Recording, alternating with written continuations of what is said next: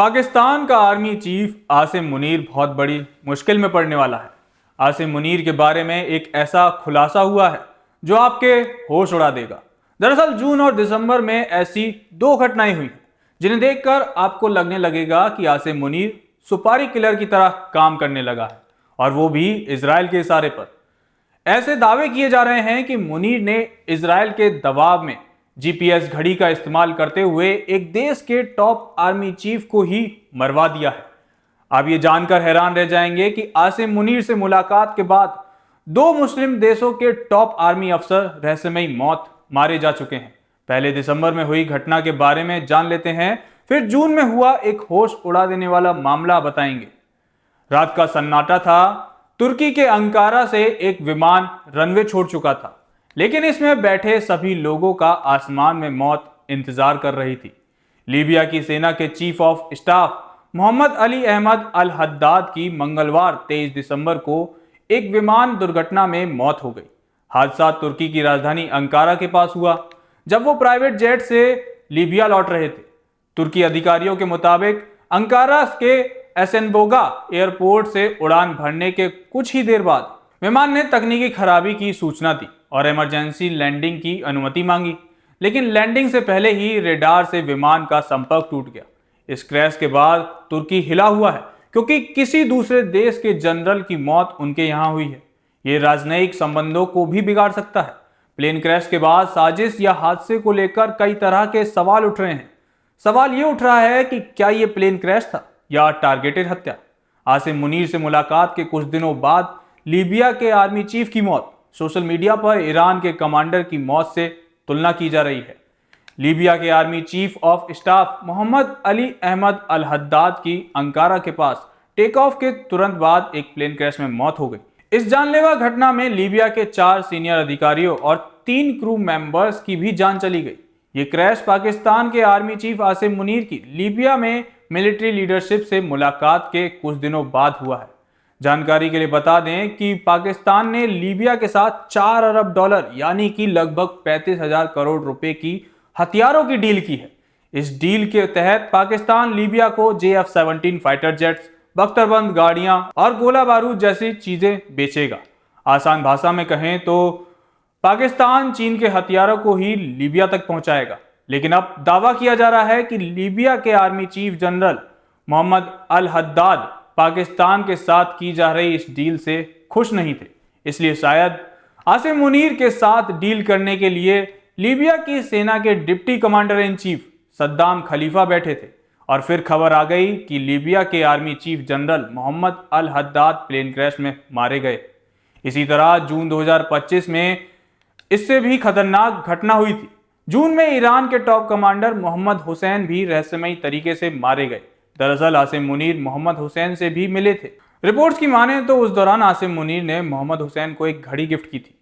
शक जताया जा रहा है कि इस घड़ी में जीपीएस सिस्टम लगा था जो लगातार मोहम्मद हुसैन की लोकेशन पता कर रहा था। कुछ समय बाद मोहम्मद हुसैन के कोऑर्डिनेट्स लीक हो गए, जिसके बाद मोसाद ने एक सटीक हमला किया और मोहम्मद हुसैन को मार दिया। कई मीडिया रिपोर्ट्स में दावा किया जा रहा है कि आसिम मुनीर ने मोहम्मद हुसैन को जो घड़ी दी थी वो घड़ी आसिम मुनीर तक मोसाद ने पहुंचाई थी। यानी ईरान जिस पाकिस्तान को अपना भाई बोलता है, उसी पाकिस्तान का army chief Asim Munir Iran के साथ ही डबल क्रॉस कर गया। बताया जाता है कि अमेरिका के दबाव में पाकिस्तान को इजराइल के सारे काम करने पड़ रहे हैं। अब तो पाकिस्तान इजराइल और अमेरिका के दबाव में अपने सैनिकों को गजा भी भेज रहा है ताकि हमास को निपटाया जा सके। हालांकि आर्मी चीफ आसिम मुनीर ने पाकिस्तान और अफ्रीकी देश लीबिया के बीच हुए 4 अरब डॉलर के सैन्य समझौते का खूब डंका बजाया, लेकिन मुनीर ने यह डील यूएन के प्रतिबंधों को धत्ता बताकर लीबिया के उस सैन्य नेता के साथ की है जिस पर अंतर्राष्ट्रीय प्रतिबंध लगा है, और कोई भी देश या एजेंसी लीबिया को हथियार की सप्लाई नहीं कर सकता। दरअसल लीबिया में 2 आर्मी चीफ हैं। लीबिया में 2 आर्मी चीफ होने का मतलब यह है कि देश में सेना का नेतृत्व 2 अलग अलग व्यक्ति कर रहे हैं। यह स्थिति तब पैदा होती है जब देश विभाजित होता है। 2011 में मुअम्मर गद्दाफी के पतन के बाद लीबिया में पश्चिमी और पूर्वी धड़ों के बीच सत्ता का संघर्ष चल रहा है। पश्चिमी लीबिया की सरकार को ही अंतर्राष्ट्रीय स्तर पर मान्यता प्राप्त है। इसे लीबिया की गवर्नमेंट ऑफ नेशनल यूनिटी यानी कि GNU कहा जाता है। इसी सरकार के आर्मी चीफ ऑफ स्टाफ थे लेफ्टिनेंट जनरल मोहम्मद अली अल हद्दाद। तो वहीं पूर्वी लीबिया को नियंत्रित करने वाली लीबियन नेशनल आर्मी यानी कि LNA के commander in chief field marshal Khalifa Belkasim Haftar और उनके deputy lieutenant general Saddam Khalifa Haftar से आसिम मुनीर ने मुलाकात की। LNA की सरकार को UN ने आधिकारिक रूप से मान्यता नहीं दी है। हफ्तार खुद को लीबिया का सबसे ताकतवर सैन्य नेता मानते हैं और GNU को मान्यता नहीं देते। उनकी सेना को रूस, मिस्र, UAE आदि का समर्थन मिलता है।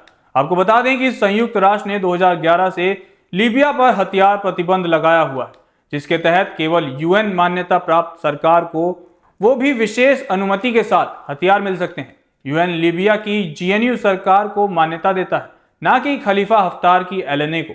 इसके बावजूद पाकिस्तान के आर्मी चीफ आसिम मुनीर ने LNA प्रमुख खलीफा हफ्तार से रक्षा समझौता किया। रॉयटर्स के अनुसार पाकिस्तानी अधिकारियों का दावा है कि ये UN प्रतिबंध का उल्लंघन नहीं है और हफ्तार पर कोई अंतर्राष्ट्रीय प्रतिबंध नहीं है।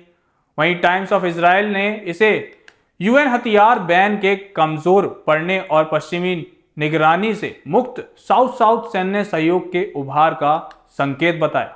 पाकिस्तान के लिए यह आर्थिक रूप से लाभकारी निर्यात अवसर है, जबकि LNA को अमेरिकी यूरोपीय प्रतिबंधों के बिना उन्नत हथियारों तक पहुंच मिलती है।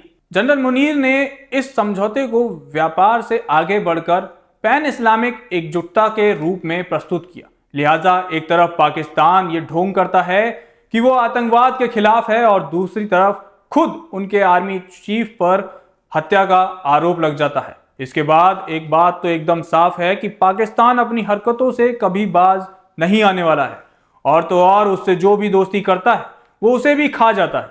बहरहाल इस पूरे मुद्दे को लेकर आप क्या सोचते हैं, अपनी राय हमें कमेंट सेक्शन में जरूर बताएं। कैमरे के पीछे मेरे सहयोगी मिनाज हैं। जनतंत्र टीवी पर खबरों का सिलसिला यूं ही जारी रहेगा। नमस्कार।